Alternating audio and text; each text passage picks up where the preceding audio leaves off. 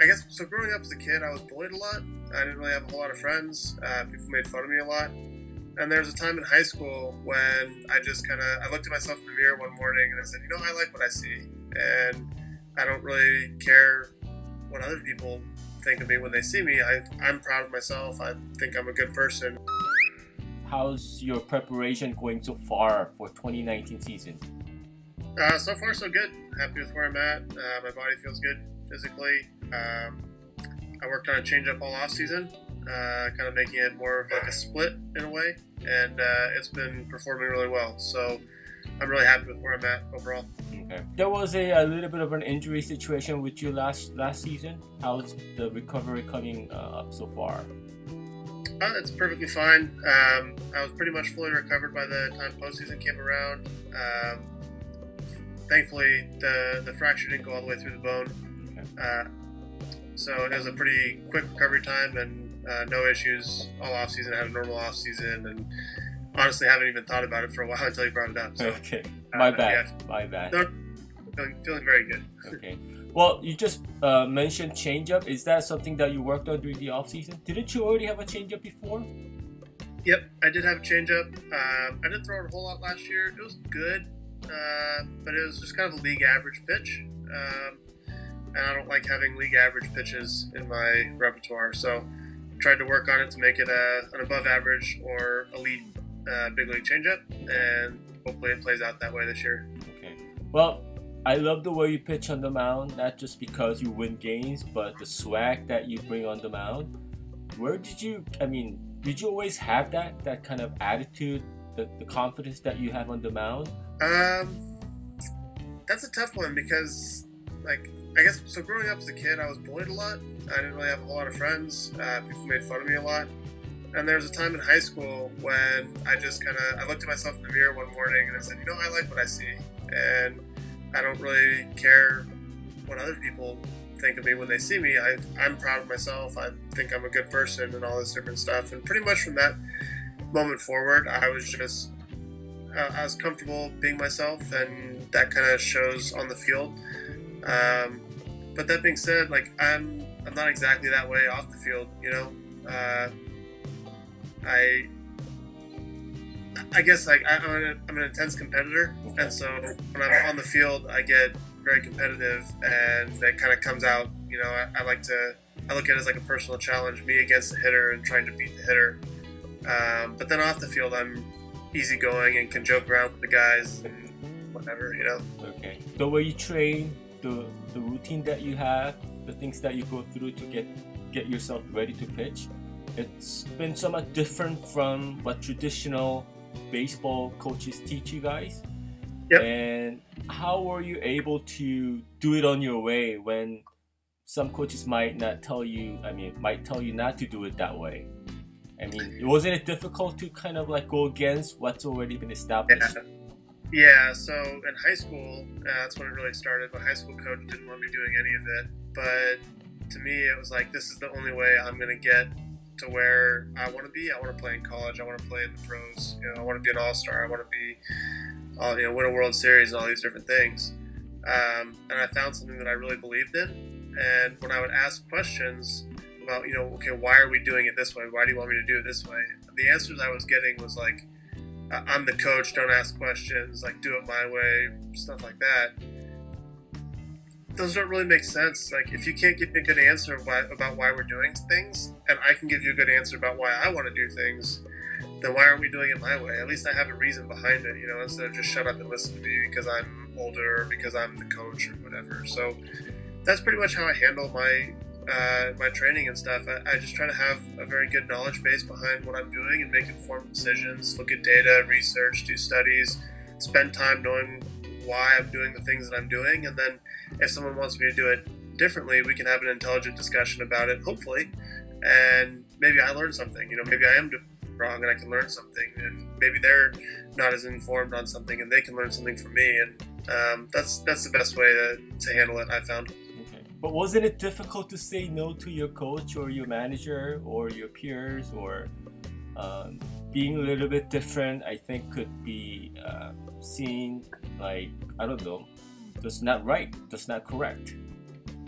Yeah, I think that it comes down to having conviction and believing in yourself. You know, I know that if I don't play baseball, or like if baseball was to end today, I would find a way to be successful in whatever, whether it was real estate or math or robotics or anything like that. Like I'm confident that I can find out how to be okay as a person and live a good life and a healthy life and all that.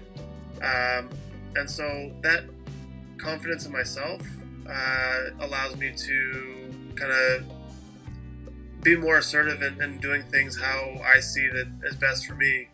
Because at the end of the day, like, if I do something that I feel is right and the person who's offering me a contract or is my coach doesn't like it and doesn't want to have me around, I know that I can go do something else and be successful and be happy doing that. Okay. Well, the Trevor Bauer, the major league pitcher, is established all-star. He pitched in the postseason. So, but is Trevor Bauer, can he become a better pitcher? Do you think that you could improve? Are areas that you think you could improve and actually be a better pitcher than what you are today? Yeah, for sure. I think my curveball and my slider are very good. My cutter's very good. One of the biggest areas that I saw for improvement this offseason was my changeup. So I'm trying to make that into an elite pitch. That just makes me a better pitcher overall because I have more weapons that I can use to reliably get guys out. I can throw harder. I can get stronger and more powerful. So that usually translates to throwing harder. And then more experience against hitters and understanding the game and reading swings and stuff like that. I can optimize like sleep and nutrition, timing, and all these different things so I can recover better. There's always a way you can get better. Maybe not a massive leap forward, but if you can get slightly better in some way, then you're moving in the right direction. And it's really important that you do that because the league gets better every single year. More and more guys, guys are throwing harder and harder. More and more guys recover better. They have new pitches. They understand. There's more data on how to get hitters out, like all these different things. So if you're not getting any better, if you just stay the same relative to the league, you're getting worse. And so that's how I try to conduct my off seasons. I try to look at, what can I do, even if it's super small, what can I do to find some way to be better next off season? Let me collect data on it. Let me design a process to actually do it, and let's go for it. I told our viewers that I was going to talk to you, and they all asked me. These are Korean fans that's living in Korea right now. They're asking me, they were begging me to ask you about the drones. Is that something that's going to be part of your routine?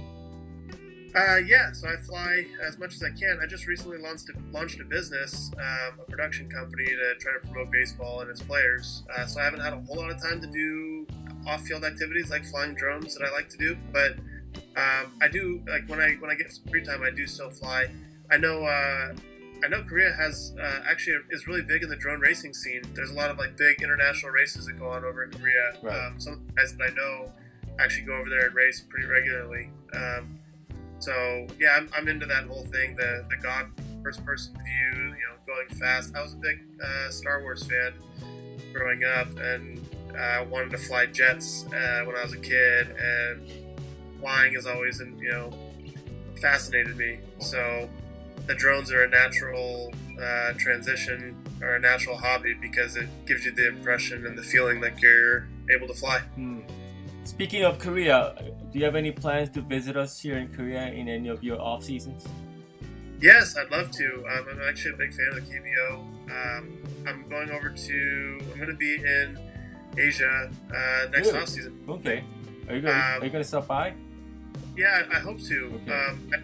We've planned already to visit Japan and China, and I'd love to make Korea a stop on that trip. It's just logistics and figuring out with MLB, where their area of most need is. I'm trying to promote baseball on a world stage, and I think it's important that American players and MLB players go around the world to different countries and try to learn their baseball culture and connect with their baseball fans and kind of bring everybody together around baseball. And Korea is definitely one of the places I'd love to visit. It's a beautiful country. I've seen a lot of videos from the drones. I watch a lot of videos that come from Korea. And Really? there's a lot of places over there that I'd love to go see. So definitely somewhere I want to stop, and if not this off season, definitely in the future off season. Okay. Can you tell us about Trevor Bauer that most people don't know about? That's not out there yet. Yeah, pretty much everything about me is out there. Heck, a whole lot. It gets me in trouble sometimes. If I wasn't playing baseball, I'd probably be doing robotics of some sort. I was a mechanical engineering major in college, and I love robotics and technology and just the possibilities and for the future. I think are really tremendous. So I'm really fascinated by that industry, and would love to learn more about it as I move on to other areas of my life after my baseball career. Believe it or not, you have a lot of fans here in Korea. To all the Korean fans, do you have any special message? Yeah, thank you all for supporting me. I really appreciate it. And just be passionate about baseball. I love the energy that you guys bring to the stadium and to the game that I love. And I hope to be over there and connect with as many of you as possible very soon. And also, last message for the young Korean baseball players that are trying to be the next Trevor Bauer or... Yeah, work hard and just love the game. Sometimes when you get to upper levels of baseball, it can turn into a job. And if you talk to almost all the successful big leaguers, they're just looking to try to enjoy the game that they loved playing as a kid, go out there and have fun and play with passion and energy and pride. So be devoted to it, have fun. You know, that's what it's really all about. Enjoy your teammates, and you know, you can go to whatever heights in baseball you want. All right, Trevor. Thank you so much for your time. Stay in touch. Hope to see you in near future here in Korea. Awesome. Thank you for having me on. I really appreciate it. All right. Take care. All right. Bye. Bye.